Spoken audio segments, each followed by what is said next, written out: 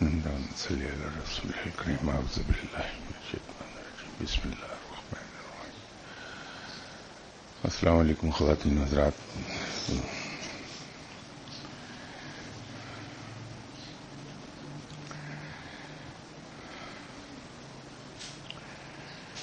اگرچہ اس موضوع پر پہلے بھی کئی مرتبہ گفتگو ہو چکی،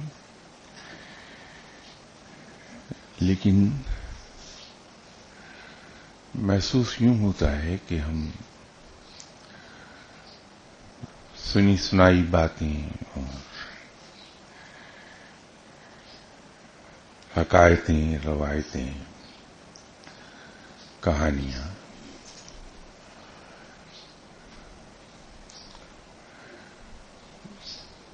جو کچھ ہم سنتے رہے بچپن سے، اس کا اثر ہمارے ذہن پر بہت گہرا ہوتا ہے.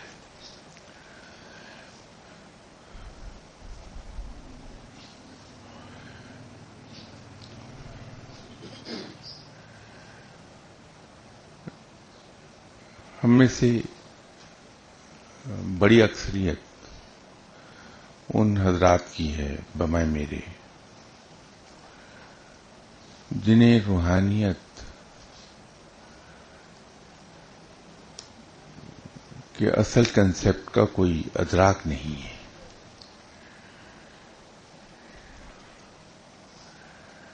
روحانیت کے اصل مقصد کا اندازہ نہیں ہے.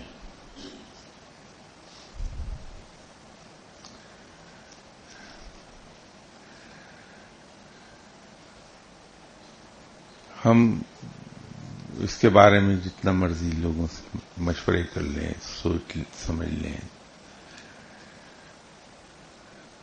لیکن روحانیت کے بارے میں کنسپٹ ہمارا وہیں رہتا ہے کہ روحانیت کا حاصل حصول صرف ایک ہے کہ ہمیں کشف و کرامات حاصل ہو جائیں. اور اگر ہم اپنے ذہن کو کھنگالیں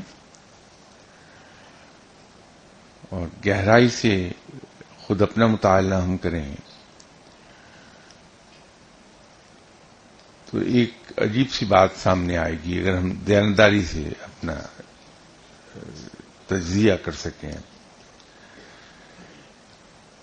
کہ روحانیت کے پیچھے ہم دوڑتے کیوں ہیں، تو پتہ ہی چلے گا کہ ہمارے سب کانشیس میں کہیں ایک بات یہ موجود ہے جو بچپن سے ہم کتابوں میں پڑھتے رہے، بزرگوں سے سنتے رہے، کہ دنیا کا حصول ہمارے لیے آسان ہو جائے گا، ہمارے دنیاوی کام آسانی سے ہونے لگیں گے. یہ ہم سب کے لاشعور میں ایک بات بیٹھی ہے. مزہ یہ ہے کہ آج تک کبھی ہمارا ذہن اس طرف نہیں گیا کہ جس راہ پر چل کر ہم یہ سمجھتے ہیں کہ دنیا ہمارے لیے آسان ہو جائے گی، دنیا کا حصول ہمارے لیے آسان ہو جائے گا، ہم نقصانات سے بچے رہیں گے، مصیبتوں سے بچ جائیں گے، ہمارے کام اٹکیں گے نہیں. لیکن جن لوگوں کے پاس جا کے ہم بیٹھتے ہیں کہ ان سے ہم روحانیت کا سبق لے لیں، وہ بیچارے دنیاوی لحاظ سے بالکل تہی دامن ہوتے ہیں. تو اگر روحانیت ہمارے لیے دنیا کے حصول کا ذریعہ بن سکتی ہے تو یہ روحانی لوگ دنیاوی لحاظ سے اس طرح سے تہی دامن کیوں دکھائی دیں؟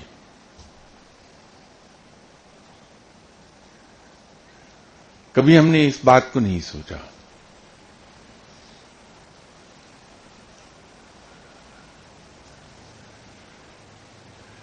در حقیقت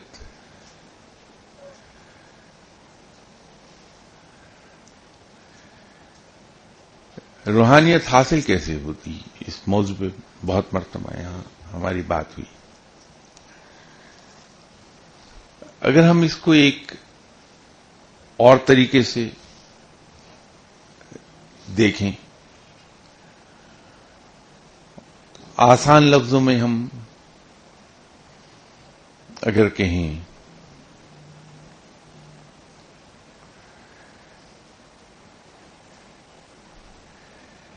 جو انسان اپنی انسٹنکٹس کو کنٹرول کر لیتا ہے، اپنی خواہشات کو دبا سکتا ہے، اپنے مختلف جذبوں پر حاوی ہو سکتا ہے، اور اپنے تمام رویوں کو وہ سنت کے مطابق ڈھال لیتا ہے یا سنت کے بہت قریب چلا جاتا ہے. کیونکہ شاید سنت کے مطابق ڈھالنا تو ہمارے لیے اتنا کوئی آسان نہ ہو، لیکن کم سے کم ہم سنت کے اتنا قریب جا سکتے ہیں جتنا ہیومنلی پاسبل ہو. تو اس سے ہوتا کیا ہے؟ سنت کے مطابق اپنے آپ کو ڈھال لینے سے روحانیت کیسے حاصل ہوتی ہے؟ پہلی بات تو یہ ہے کہ روحانیت کا مقصد ہمارے ذہن میں بالکل کلیئر ہونا چاہیے کہ روحانیت کے حصول کا مقصد ہمارا کیا ہے، کہ ہمیں قرب الہی حاصل ہو جائے، ہم رب کو عزیز ہو جائیں. اب یہ دیکھیے، جو آبجیکٹو ہے ہمارا روحانیت کو حاصل کرنے کا، اس میں دنیا کہیں نہیں ہے. وہاں صرف ایک سنگل پرپز ہے، اور وہ ہے کہ رب ہمیں اپنے قریب کر لے، رب ہمیں عزیز رکھے.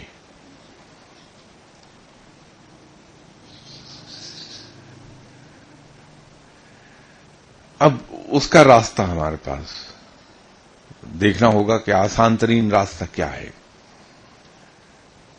جہاں غلطی کا احتمال نہ رہے، ہم مس گائیڈ نہ ہونے پائیں. تو وہ آسان ترین راستہ یہ ہے کہ ہم اپنے اعمال کو، اپنے افعال کو، اپنے رویوں کو ہم سنت کے مطابق ڈھالنا شروع کر دیں. عام لفظوں میں کہ ہم اتباع سنت کر لیں. بحیثیت مسلمان ہمارا ایمان ہے کہ آپ صلی اللہ علیہ وسلم کی حیات طیبہ وہ قرآن کی عملی تفسیر ہے، قرآن کی عملی ایکسپلینیشن ہے، قرآن کے عملی معنی ہیں. یہ ہمارا ایمان ہے، اور اس میں شک بھی کوئی نہیں کہ آپ صلی اللہ علیہ وسلم کی حیات طیبہ عین قرآن کے مطابق. تو جب ہم اپنے اعمال کو، اپنے افعال کو، اپنے رویوں کو سنت کے عین مطابق کرنے لگتے ہیں، یا کم سے کم اس ایکسٹینٹ تک لے جاتے ہیں جو ہیومنلی پاسبل ہے،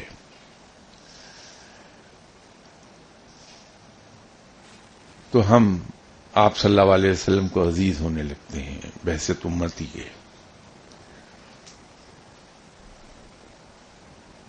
بالکل اسی طرح جس طرح ماں باپ کو اپنے تمام بچوں میں سے وہ بچہ بہت زیادہ عزیز ہوتا ہے جو ان کے نقش قدم پر چلتا ہے، ان کے اشاروں پر چلتا ہے، ان کے احکامات کی پیروی کرتا ہے. اور جو شخص آپ صلی اللہ علیہ وسلم کو عزیز ہو گیا، وہ رب کو عزیز ہو جائے گا، اس لیے کہ وہ بندگی کے اس مقام پر ہے جہاں رب پسند کرنے لگتا ہے اپنے بندے کو، تو یوں قرب الہی حاصل ہو جائے گا۔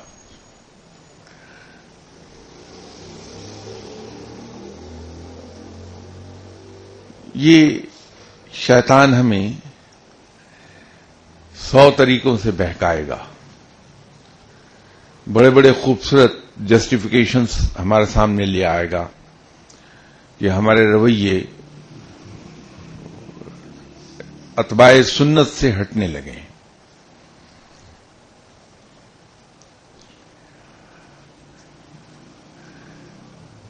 میں اور آپ صبح شام حضرت علی کرم اللہ وجہہ کا وہ قول رٹتے رہتے ہیں، لوگوں کے سامنے بیان کرتے رہتے ہیں، میں بھی کرتا ہوں، آپ بھی کرتے ہیں، کہ مومن کی تعریف کیا ہے۔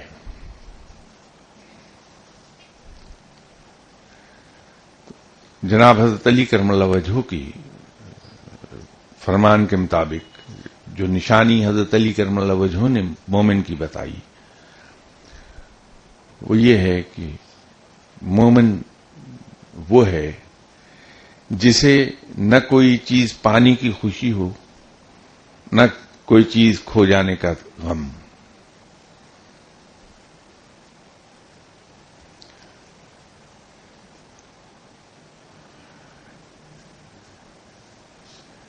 لیکن شیطان ہمیں اس طرف کو لے جائے گا کہ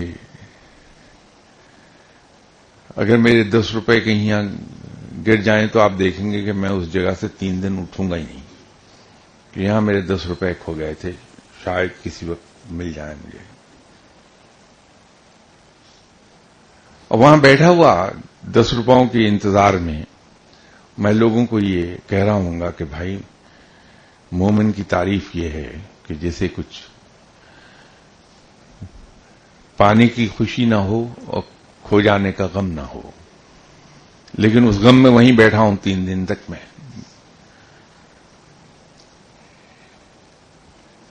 آپ صلی اللہ علیہ وسلم بھی، وہ ایک صاحب آئے، انہوں نے کہا کہ ان کے گھر میں کچھ چوری ہو گئی، تو مجھ سے وہ ملے پڑوسی کی حیثیت سے کہ ہم جہاں آپ رہتے ہیں اس سے 5-6 گھر چھوڑ کر ہم رہتے ہیں، بسم اللہ آئیے، سراخوں پر تشریف رکھیے۔ میں کہا جی میرے یہاں کچھ چوری ہو گئی، جتنے گھر میں ملازم ہیں ان کو پولیس سے ہر طریقے سے پٹوا لیا، لیکن پتہ نہیں چل رہا کہ ان نوکروں میں سے چوری کس نے کی ہے۔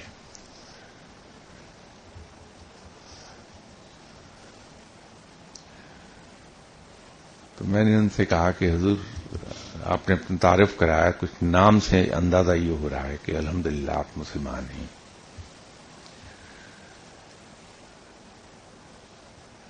مجھے یہ تو بتائیے کہ اسلام کی کس قانون اور قاعدے کی روح سے آپ نے صرف یہ دیکھنے کے لیے کہ ان میں سے چور کون ہے، بے گناہوں کو بھی پٹوا دیا؟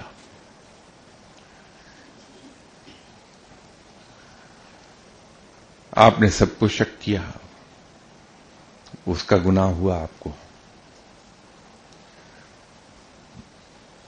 تو یہ جو بے گناہ لوگوں کی تھانے میں چیخیں گونجی ہوں گی مار کھا کے، آپ یہ سمجھتے ہیں کہ ان کی اتنی بھی قیمت نہیں جتنا سامان آپ کا چوری ہو گیا؟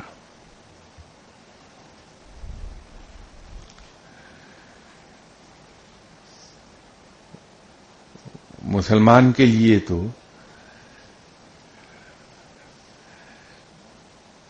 ملازم کے پسینے پہ، پیشانی پہ پسینہ آنے، جو یہ سن کر کے مالک اس پر شک کر رہا ہے کہ اس نے چوری کی، تو جو پسینہ اس کے ماتھے پر آ جائے گا، اس کی قیمت آپ کے کھوئے ہوئے مال سے 1000 گنا زیادہ ہے۔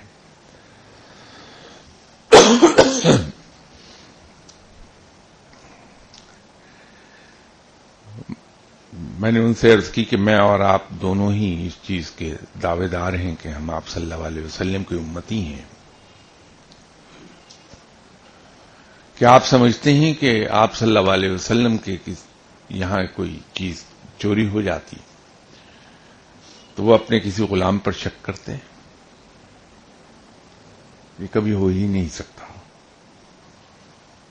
اس لیے کہ آپ صلی اللہ علیہ وسلم کا رویہ تو زندگی بھر یہ رہا کہ ان کی کسی بات سے ان کے بدترین دشمن کو بھی شرمندگی نہ ہو.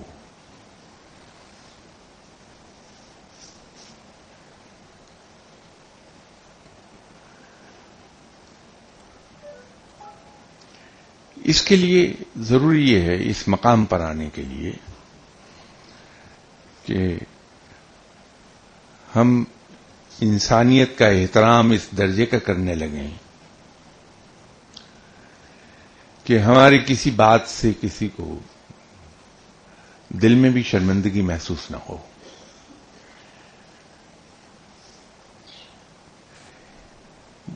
اس مقام پر آنے کے لیے ہمیں اپنی چھوٹے چھوٹے رویے اور چھوٹے چھوٹے افعال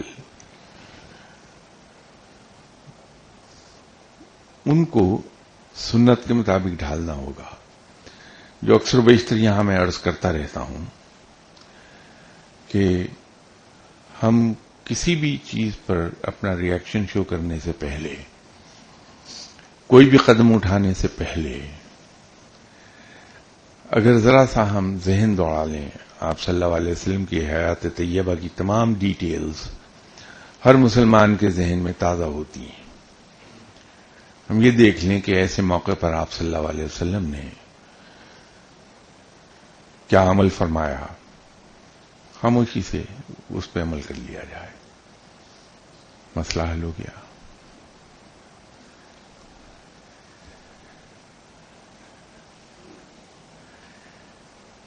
ہم اگر یہاں سے سٹارٹ ہو جائیں، اس پوائنٹ سے، اور بڑا اسٹرکٹ ڈسپلن اپنے اوپر ہم لاگو کر لیں کہ ہم نے اپنی ہر زندگی کا ہر شعبہ، ہر فعل، ہر رویہ اس کو سنت کے مطابق ڈھالنا ہے، تو ہماری روحانی ترقی شروع ہو جائے گی، ہم اوپر کو جانے لگیں گے.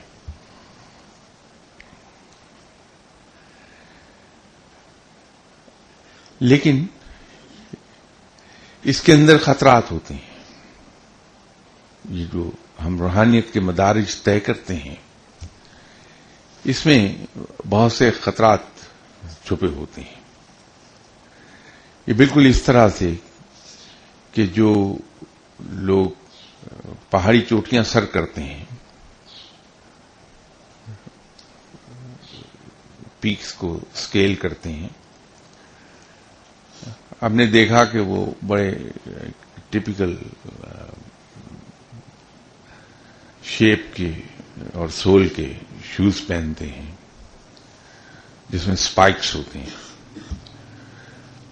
پھر وہ رسوں سے بھی مدد لیتے ہیں، ان کے پاس ایک ہیمر ہوتا ہے خاص، اس ہیمر سے مدد لیتے ہیں کہ وہ نیچے نہ گرنے پائیں واپس.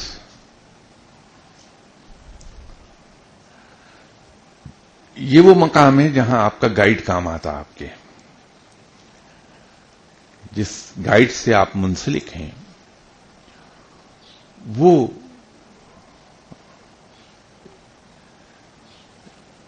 یہ اسکیلنگ گیئر کا کام کرتا ہے.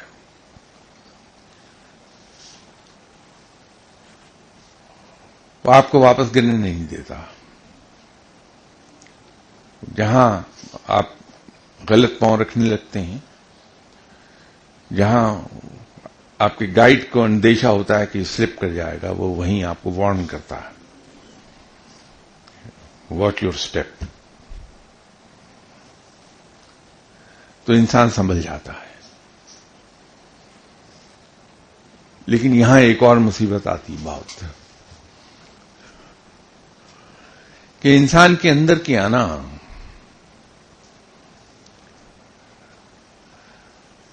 اس ڈانٹ کو برداشت نہیں کرنے دیتی. وہ جو وارننگ دیتا ہے اس سے انسان کی انا مجروح ہوتی ہے. اسی لیے آپ کا گائیڈ سب سے پہلے آپ کے انا کو ختم کر دے گا، اور انا کو کچلنے کا طریقہ اس کے پاس یہ ہے کہ بہت سی لوگوں کی موجودگی میں وہ آپ کے نقائص بیان کریں. حالانکہ سنت یہ کہتی ہے کہ دوسرے شخص کے نقائص اس کو تنہائی میں بتائے جائیں، لیکن وہ گائیڈ ایک اعلی مقام پر فائز ہونے کے باوجود پبلکلی آپ کے نقائص پر آپ کو شرمندہ کرتا ہے. یہ کبھی یہ بات سمجھ میں نہیں آتی تھی ہمارے، لیکن رفتہ رفتہ سمجھ میں آنے لگی کہ یہ مرشد حضرات یہ جتنا کوئی دنیاوی طور پر اعلی عہدے پر فائز ہے، باعزت ہے، اتنا ہی اس کو پبلکلی رگڑتے کیوں ہیں؟ وہ تو بہت بعد میں سمجھ آئی.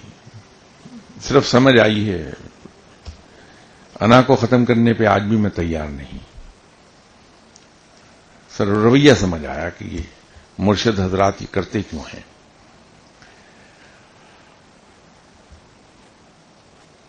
تو وہ مرشد سب سے پہلے آپ کی انا آپ کے اندر سے نکال دے گا. پھر جب وہ منع کرتا ہے تو پھر انا مجروح نہیں ہوتی، پھر انسان اس کو خوشی سے قبول کر لیتا ہے.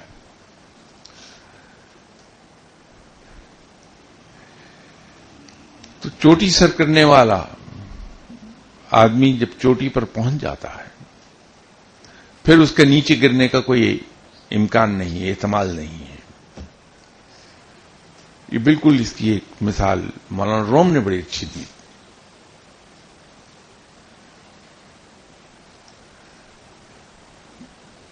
انگور کچا ہوتا ہے تو اس کو غوزہ کہتے ہیں.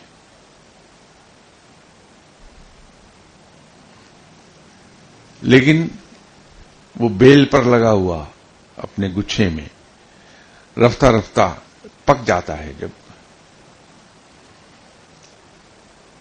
تو پھر وہ اپنی سابقہ حالت کو لوٹ نہیں سکتا. پکا ہوا انگور کبھی دوبارہ سے کچے انگور کی شکل نہیں اختیار کر سکتا.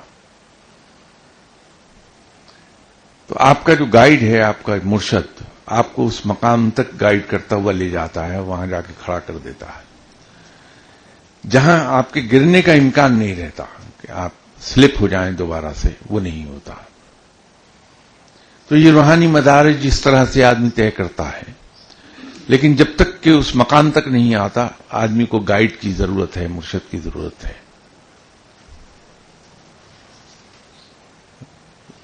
مرشد کو ہم نے ایک کوئی مافوق الفطرت قسم کا مقام دے دیا کہ معلوم نہیں وہ بیچارہ کیا چیز ہے. وہ تو غریب ہماری طرح کا مجبور انسان ہے جو اللہ کے در پر بیٹھا ہے،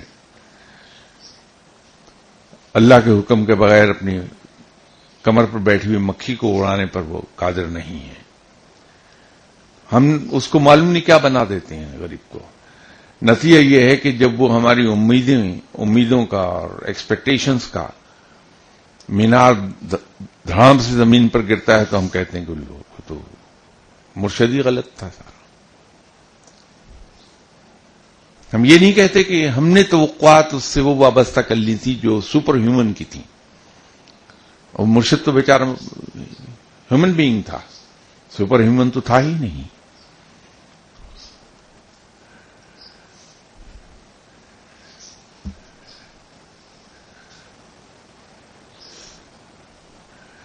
تو یہ مدارج جو ہیں ہمیں روحانیت کے طے کرنا ہوتے ہیں، اس کے بغیر ہم نہیں جاتے، اس کے بغیر ہم پھسلتے چلے جاتے ہیں، واپس جہاں سے چلے تھے بعض اوقات اس سے بھی نیچے گرتے ہیں. وہاں پہ انسان کو بہت محتاط رہنا پڑتا ہے کہ میں پھسلنے نہ پاؤں. اور آپ مرشد کی واچ فل آئی کے نیچے رہتے ہیں. وہ ہر وقت آپ کا نگران ہوتا ہے، اور وہ اپنے ڈھب سے ہر مرشد کا انداز ایک ڈفرینٹ ہے. میں نے شاید پہلے بھی کہیں عرض کیا تھا کہ 70s میں ایک میرے کولیگ تھے، وہ جب کبھی ملک سے باہر ٹور پہ جاتے تھے تو ہمیں ان دنوں $200 پر ڈے گورنمنٹ دیتی تھی الاؤنس، ہوٹل ایکسپینس کے علاوہ. تو اب وہ ہم لوگ گئے ہفتے 10 دن کے لیے، وہ الاؤنس، اس میں کھانا پینا بھی ہے ہمارا، بچوں کی شاپنگ بھی کر کے آتے ہیں. تو وہ غریب، اللہ اس کا بھلا کرے، اللہ اس کو اس کی جزا دے، بیچارے جب بھی جاتے تھے تو بھٹو صاحب جو سگار پیا کرتے تھے وہ کوبا کا تھا، اور اس وقت یہ کہا جاتا تھا، مجھے تو اتنی معلومات نہیں ہے شراب اور سگار کے بارے میں، کہ اس سگار کی قیمت $100 ہے. یہ 70s کی بات کر رہا ہوں. تو عام طور پر بیچارے اپنے الاؤنس میں سے 1 یا 2 سگار میرے لیے لے آتے تھے. تو وہ 1 سگار میں پکڑ کے پی لیتا تھا، لیکن یہ 1-2 سال میں ایک بار ہی ہوتا تھا. کبھی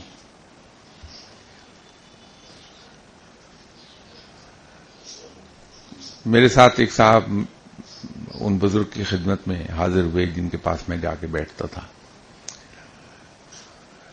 تو مجھ سے انہوں نے فرمائش کی کہ لے جاؤ، جہاں تم جا کے بیٹھتے ہو میں بھی جاؤں گا. آ جائیے. ہم گئے تو وہ بڑے شاہ صاحب یہ دیکھ کے کہ میرا مہمان ہے، اس کی بڑی اوبھگت کی، عزت سے بٹھایا. تو باتوں باتوں میں اس کو کہنے لگے کہ میاں بات یہ ہے کہ روحانیت کا سفر کھوٹا ہوتا ہے.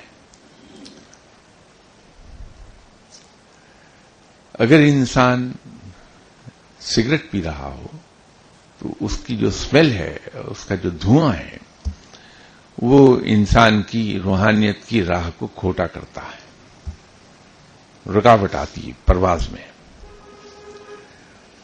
تو کچھ لوگ یہ سمجھتے ہیں کہ سگریٹ کی اسمیل بری ہے، لیکن سگار کی اسمیل بڑی خوبصورت ہوتی ہے، بڑی پیاری ہوتی ہے. تو چاہے انسان 1-2 سال میں 1 سگار ہی کیوں نہ پیے، اس کی اسمیل بھی رکاوٹ ڈالتی ہے. وہ کہا انہوں نے میرے ساتھی کو تھا جس کو میں لے کے گیا تھا، میں سمجھ گیا کہ وہ کہاں مجھے جا رہا ہے. تو اس کے بعد جب کبھی وہ ساتھی میرے سگار لے کے آئے، میں نے اسی طرح لوگوں میں بانٹ دیے. ایک انداز مرشد کا یہ بھی تھا. دوسرا انداز یہ تھا کہ کچھ روحانی معاملہ تھا.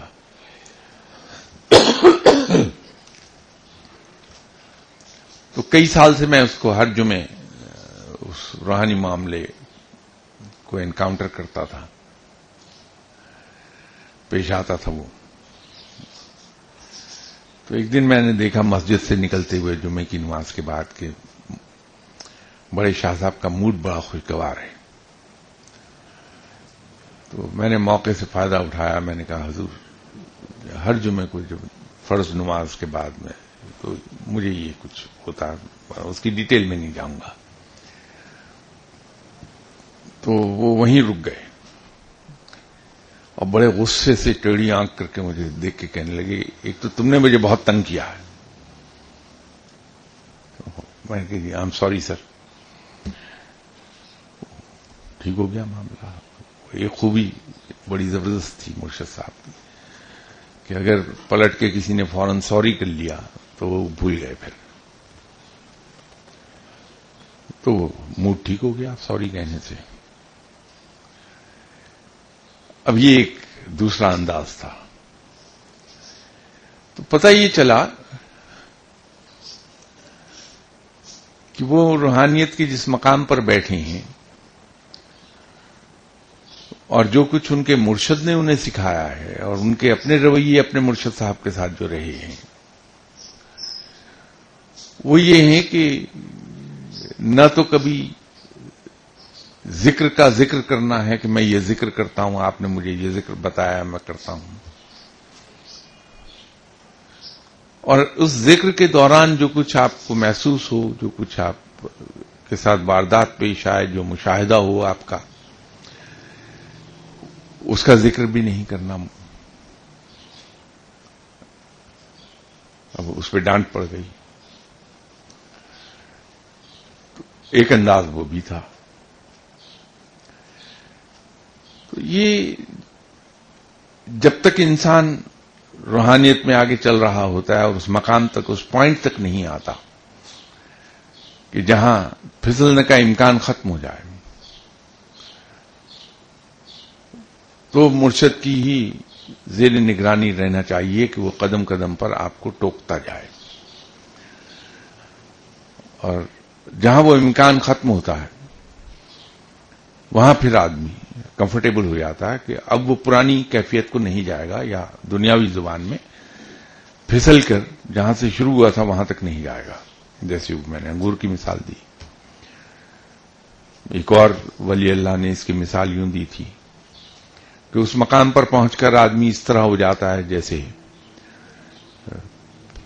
پسے ہوئے آٹے کو گوندنے کے بعد اس سے روٹی پکائی جائے، اور پھر ہم یہ چاہیں کہ وہ پکی ہوئی روٹی آٹے کی کیفیت کو لوٹ جائے، وہ ممکن نہیں ہے. تو جب آدمی روحانیت کے ایسے مدارج طے کر لیتا ہے جو ابتدائی ہیں، تو اس کا سفر پھر ریئل سفر شروع ہوتا ہے روحانیت کا. تو وہاں سے آگے پھر ممکن نہیں ہوتا کہ وہ پھسل جائے، واپس چلا جائے. لیکن جب تک کہ اس مقام تک نہیں آتا، اس کو بہت واچفل رہنا پڑتا ہے کہ شیطان مختلف قصے، مختلف جسٹیفیکیشنز، مختلف چیزوں کا رنگ ہمیں دکھا کے بہکا نہ دے. اور ہمارے پاس جو سب سے اچھی یارڈ سٹک ہے وہ یہ ہے کہ آپ صلی اللہ علیہ وسلم نے ایسے موقع پر کیا عمل فرمایا. وہ یارڈ سٹک ہے، وہ کرائٹیرین ہے، کسوٹی ہے ہمارے پاس. تو شیطان جو مرضی ہمیں دکھاتا رہے، جو مرضی کہتا رہے، ہم اس پر اگر پرکھ لیں تو روحانیت کا سفر جاری رہتا ہے.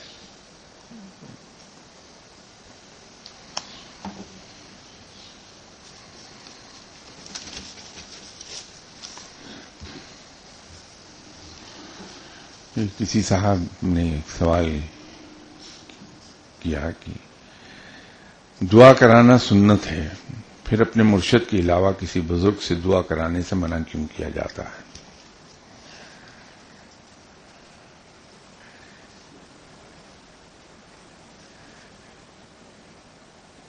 انسان جب بیمار ہو تو اس کا علاج کرانا سنت ہے.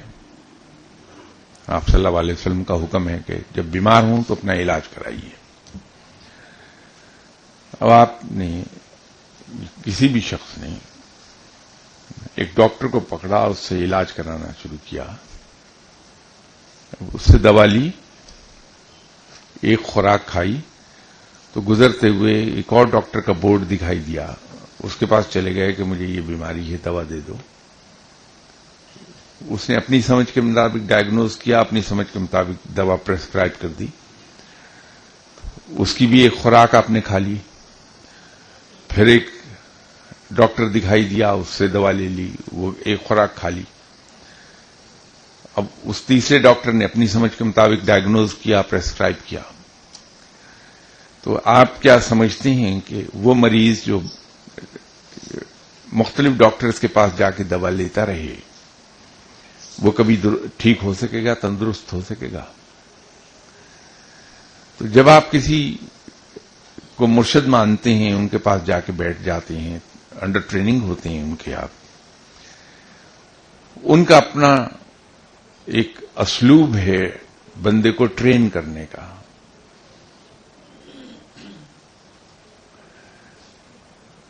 جیسے آپ بچہ اپنا کنڈر گارٹن میں ڈالتے ہیں، اس کا اپنا ایک سلیبس ہے، اپنا ایک طریقہ کار ہے ایجوکیشن امپارٹ کرنے کا. دوسرا مونٹیسوری سسٹم ہے، اس کا اپنا ایک سلیبس ہے، اپنا ایک اسلوب ہے بچے کو ٹرین کرنے کا. آپ پبلک اسکول میں اسے ڈالتے ہیں، وہاں اپنا ایک علیحدہ ہے. گرامر اسکول میں ڈالتے ہیں، اس کا اپنا ایک علیحدہ انداز ہے. گرچہ مقصد سب کا ایک ہے، تعلیم. تو اگر وہ کنڈر گارٹن میں پڑھ رہا ہے اور ٹیوشن لے رہا ہے مونٹیسوری والے ٹیچر سے، تو سوائے کنفیوژن کے کیا ہوگا؟ تو جب ہم اپنے مرشد سے ٹریننگ لے رہے ہیں اور کسی اور بزرگ کے پاس چلے جاتے ہیں، وہ بزرگ اچھے ہیں، برے نہیں ہیں، وہ اپنے مقام پر ہیں. تو جب ہم ان سے دعا کراتے ہیں تو ہم ان سے سیکھنے لگتے ہیں. اب جو آپ کی ٹریننگ ہو رہی ہے وہ تو آپ کے اپنے مرشد کے انداز سے ہو رہی ہے.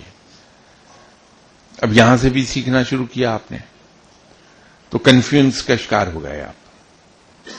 تو جب کنفیوژنس کا شکار ہوئے تو پھر کہیں نہ پہنچا انسان. اس لیے کہا جاتا ہے کہ مدد کے لیے صرف اپنے ہی مرشد کے پاس جائیے. دوسرے بزرگوں کے پاس جائیے، انہیں سلام کیجیے، ان کی خدمت کیجیے جو کچھ ہمت ہے، سکت ہے آپ میں، لیکن نہ تو ان سے کوئی پڑھنے کو مانگیے، نہ ان سے دعا کے لیے کہیے، تاکہ آپ ادھر مائل نہ ہو سکیں. یہ حکمت ہے منع کرنے سے، ورنہ دعا کے لیے کہنا تو سنت ہے. لیکن راہ کا فرق ہے.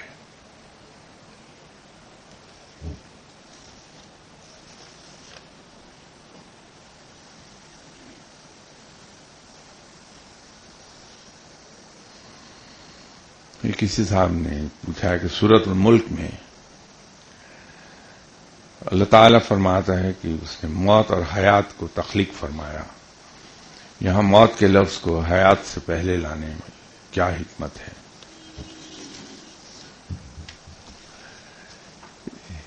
اس کی دو توجیہات ہیں.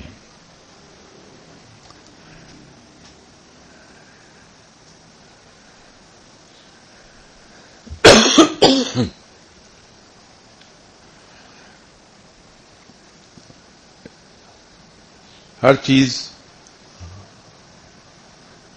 اللہ سے اس دنیا میں آتی ہے، اپنا وقت مقررہ یہاں گزار کر رب کی طرف واپس چلی جاتی ہے.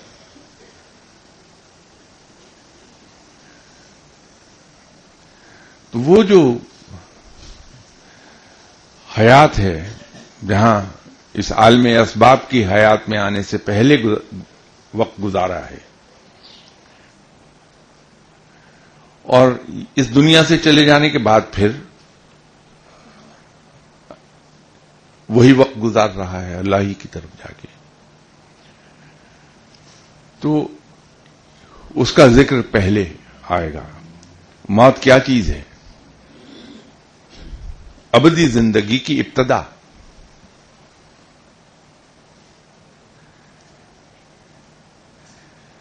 تو یوں اس کا ذکر پہلے آئے گا اور حیات الدنیا کا ذکر بعد میں آئے گا. ایک تو اس کی توجیہ یہ ہے.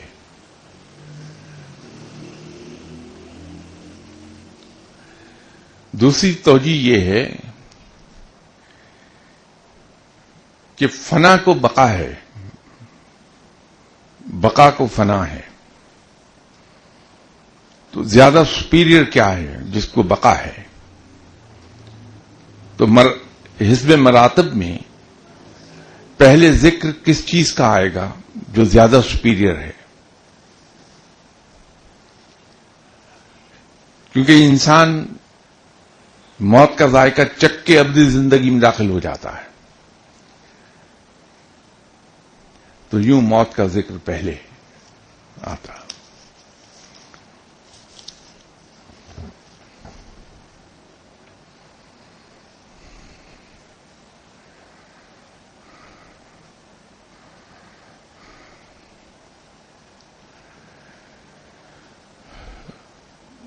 کسی صاحب نے پوچھا کہ درود شریف کتنی تعداد میں روزانہ پڑھا جائے کہ کثرت میں شمار ہو؟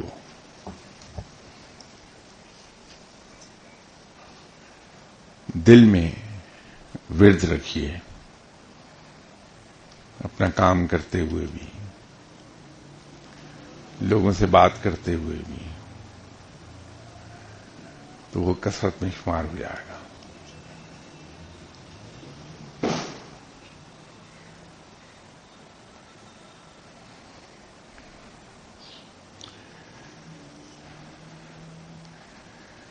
دوسرا سوال یہ ہے کہ جس کسی کا تربیت کا حصہ جس کے پاس ہو وہ اسے مل جاتا ہے، یہ کیسے پتہ چلے کہ استاد کون ہے؟ نیز اگر حصہ نہ ہو تو کیا اسے کسی طریقے سے جنریٹ کیا جا سکتا ہے؟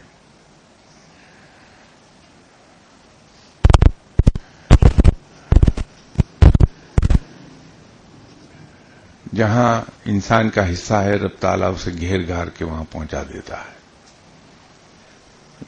انسان کی اپنی ایفرٹ کو اس میں کمی دخل ہوتا ہے، کوئی نہ کوئی اسباب رب تعالیٰ بنا دے گا، کیونکہ یہ تو عالم الاسباب ہے۔ رب تعالیٰ زمین پر نہیں اترتا کبھی کام کرنے کے لیے، وہ اسباب پیدا کر دیتا ہے، تو اسباب خود بخود پیدا ہو جاتے ہیں کہ انسان وہاں چلا جائے جہاں اس کا حصہ ہے۔ لیکن وہ غلطی نہ کیجیے جو غلطی میں کرتا ہوں آج تک، کہ میں اسی انتظار میں بیٹھا ہوں کہ جہاں میرا حصہ ہے وہ مرشد صاحب ملیں گے، میری ٹریننگ کریں گے، میں نیک ہو جاؤں گا۔ لیکن اس سے پہلے تو میں وہ ہر کام کر لوں جس کی حسرت ہے میرے دل میں، پھر آدمی نہیں پہنچتا کبھی وہاں۔ نیکی کی راہ پکڑے رہیے، عبادت کی راہ پکڑے رہیے، یہ دونوں مختلف ہیں۔ رب تعالیٰ خود آپ کو وہاں تک پہنچا دے گا جہاں آپ کا حصہ ہے۔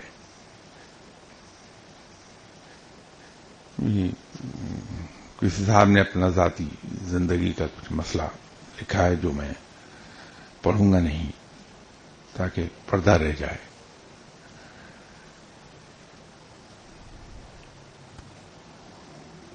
بحیثیت مسلمان کے میرا ایمان یہ ہے، اور ہر مسلمان کا ایمان یہی ہے،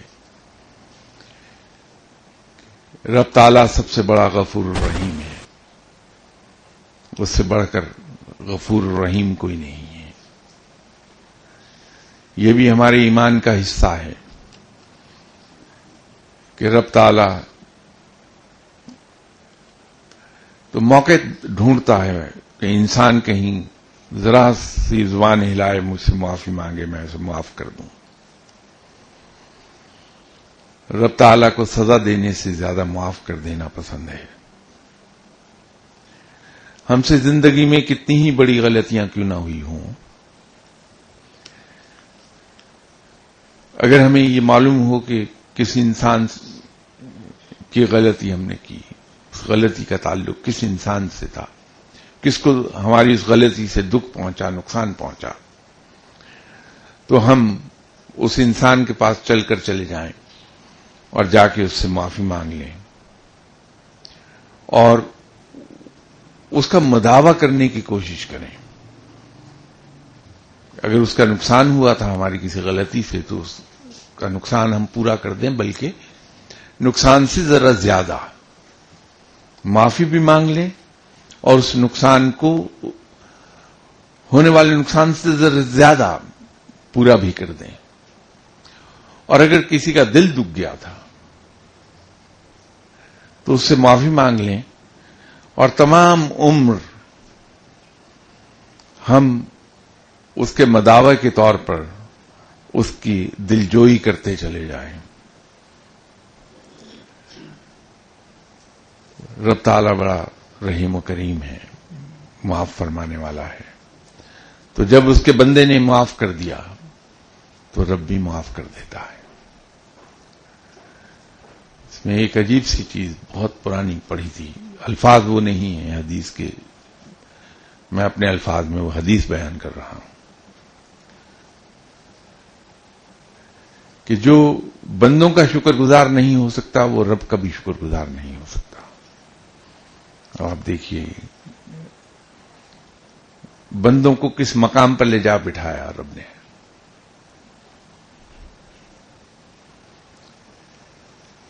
تو ہم اگر یہ چاہتے ہیں کہ رب ہم سے راضی رہے تو ہم اس کے بندوں کو راضی رکھیں.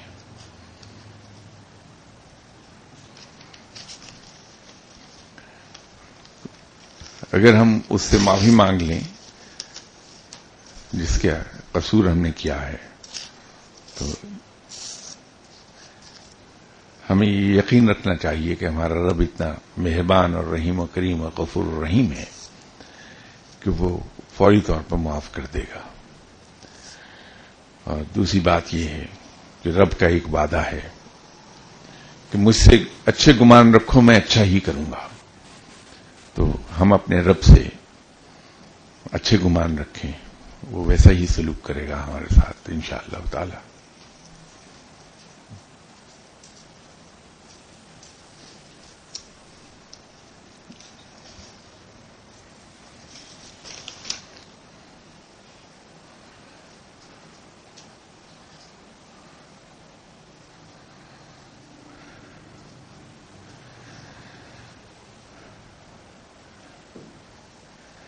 کسی صاحب نے پوچھا ہے کہ سپلیمنٹ ہیں سینٹرم, اس کی ٹیبلٹس میں جیلیٹن کی مقدار بھی ہے کہ کیا یہ استعمال کر سکتے ہیں. اب بہت آسان ہو گیا معاملہ. مسلمانوں کی تعداد الحمدللہ دنیا کی ٹوٹل پاپولیشن کا 20% ہو جانے کی وجہ سے تمام مینوفیکچررز اس چیز کی احتیاط کرتے ہیں کہ وہ حلال اور حرام میں فرق. اسی لیے پچھلے کچھ سالوں سے جتنے بھی مینوفیکچررز ہیں اپنی وہ تمام پروڈکٹس جس کے اندر اس قسم کی ممنوع چیزیں ہیں جس کو مسلمان استعمال نہیں کرتے اس کو وہ نمایاں طور پر مینشن کرتے ہیں اس میں. اور اس کے ساتھ ساتھ along side that gelatine free tablet بھی دیتے ہیں اور اس کے اوپر لکھا ہوتا ہے جیلیٹن فری. باقی تمام چیزیں وہی ہیں. تو آپ جیلیٹن فری سینٹرم لے لیجئے, کوئی پرابلم نہیں ہے. اگر آپ کو اس کو حاصل کرنے میں کوئی دقت ہو رہی ہے تو سینٹرم سے ایک بہتر پروڈکٹ موجود ہے, اس میں جیلیٹن فری ٹیبلٹ بھی آتی ہیں, وہ ہے فارماٹون. وہ استعمال کر لیجئے, اس کے ریزلٹ سینٹرم سے زیادہ بہتر ملیں گے, اس لیے کہ وہ سٹمک پر بڑی سافٹ ہے, سٹمک خراب نہیں کرتی.